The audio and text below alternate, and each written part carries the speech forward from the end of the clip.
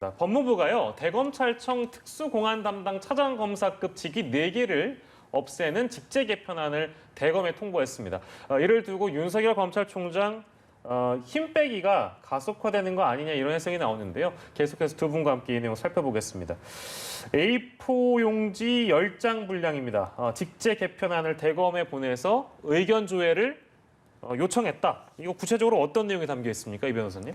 일단은 제일 중요한 게 지금 대검의 특수공안 차장급 그 4개 직의 그 직제를 이제 폐지할 것을 추진하겠다라는 건데요. 예. 그 첫 번째가 보면 수사정보정책관, 두 번째가 반부패강력부 선임연구관, 예. 그리고 공공수사부 공공수사정책관, 과학수사부 과학수사기획관 이렇게 4개 직제를 먼저 폐지하고 그다음에 반부패강력부 공공수사부 산하부서를 이제 축소하고요. 그래서 5개 과가 있었는데 이걸 3개 과로 축소를 하겠다라는 것이고요. 예. 그다음에 이렇게 축소를 하는 게 있으면 또 신설하는 게 있겠죠. 예. 이제 형사 검사급의 형사 정책관을 신설을 해서 예. 형사부를 더 강화를 하겠다. 이런 이야기를 하고 있는데 예. 이것을 한마디로 정리하면 검찰의 어떤 특수 직접 수사 권한을 축소하고 예. 그다음에 형사부 다시 말해서 경찰에서 1차 수사를 하고 이제 검찰로 송치한 사건들을 이제 수사 지휘하고 있고 기소하는 게 형사부의 역할인데 예. 이런 그 경찰의 수사에 대한 어떤 그런 감독 권한, 그다음에 기소 권한은 조금 더 강화를 하겠다. 예. 이렇게 좀 정리할 수 있을 것 같습니다. 형사부, 공안부, 형사부, 공판부를 이제 확대하는 측면은 아주 오랜 기간 이제 강조됐던 측면인데 이 조직 개편에도 이런 내용이 담겨 있습니다. 글쎄 이제 이 내용 보면서 소위 이제 형사 공판부를 강화할 경우에는 정치적으로 그동안 악용한다는 우려, 검사 줄 세우기 이런 게 좀 해결이 될 것이다라고 보는 측면도 있는 것 같고요. 실제 그렇게 될까요, 김수인 평론가님 어떻게 보세요? 일단은 지금까지 검찰의 힘이 막강했던 것은 특수수사, 또 공안 이런 것들의 힘이었다라고 볼 수 있겠죠. 그리고 형사공판부 강화는 시대의 추세고 또 검경수사권 조정에 따른 그런 방안입니다. 예. 그러니까 검찰의 임무가 수사에서 공소유지, 기소 쪽으로 옮겨가고 있는 흐름에 맞추고 있다라고 볼 수 있겠고 공안부 확대가 공판부 확대 같은 경우에 그다음에 형사부 강화 같은 경우도 이번에 형사 3, 4, 5과가 신설이 되는데 이 과들의 업무를 보면 서민 다중 피해 범죄, 여성 아동 디지털 성범죄, 소년 피해자 지원 이렇게 굉장히 민생에 직결돼 있고 또 국민들이 많이 원할 수 있는 그런 부서들입니다. 그런 의미에서는 이 명분 자체는 있다라고 보여지는 거고요. 근데 이제 다만 한 가지 좀 유념하고 앞으로 검토를 해봐야 될 것이 검경수사권 조정 결과에서도 검찰이 갖고 있는 직접 수사의 영역이 그렇게 좁지 않습니다. 이번에도 경찰에서 반발을 할 정도로 나름대로의 직접 수사 영역들을 검찰이 지켜냈는데 그 영역에 비해서 부서가 혹시 그러니까 기능에 비해서 조직이 더 줄어들게 되면 제대로 수사를 하지 못하는 그런 일이 벌어질 수 있거든요. 그런 부분이 마지막 좀 쟁점이 되지 않을까 그렇게 보여집니다.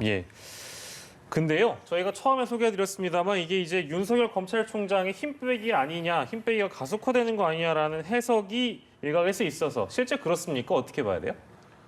윤석열 총장 개인의 힘 빼기라고 좀 해석을 하는 부분에 대해서 저는 뭐 그렇게 동의하지는 않는데 뭐 결과적으로 그럴 수는 있겠죠. 왜냐하면 오늘 그 4개 직제 폐지하겠다라고 하는 것 중에 보면 첫 번째가 수사정보정책관인데 이 수사정보정책관이 뭐냐 옛날 말로는 범죄정보거든요. 범정. 왜냐하면 범죄 정보를 평소에 검찰에서 수집을 했다가 그중에 이제 사건이 될 만한 것들을 타겟팅을 해서 수사하는 게 바로 특수수사 아니겠습니까?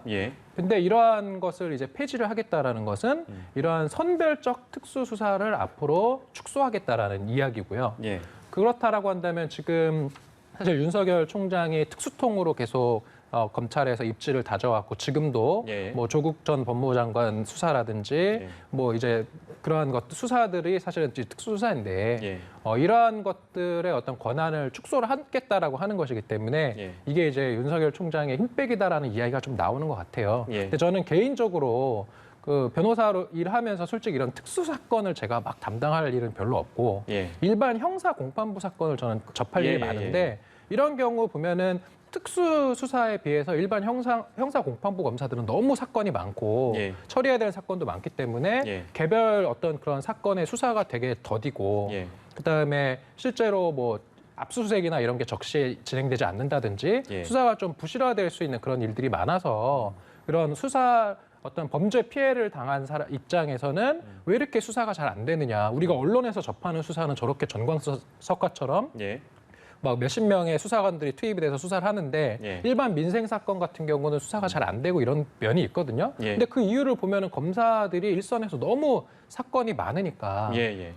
이 수사를 할 수가 없는 그런 일들이 많았었는데 예. 어찌 보면 장기적으로 이렇게 일반 민생 사건의 수사를 보다 많이 하고 그런 공소유지나 이런 부분에 집중을 하겠다라고 하는 그런 어떤 큰 틀에서의 흐름은 좀 그간에 나왔던 이런 검찰 개혁의 방향에 비추어 봤을 때 네. 좀 바람직한 것이 아닌가 저는 개인적으로 그렇게 봅니다. 예, 짧게요. 마지막으로 김수민 평론가께 드리면 윤석열 검찰총장이 사실상 이렇게 되면 역할이 어려워지는 거 아니냐, 뭐 힘빼기 가속화에 대한 어떤 그 주장은 뭐 동일한 부분입니다만 사실상 역할하기가 어려워지는 거 아니냐, 뭐 이런 주장도 있어서요. 그건 어떻게 좀 봐야 될까요?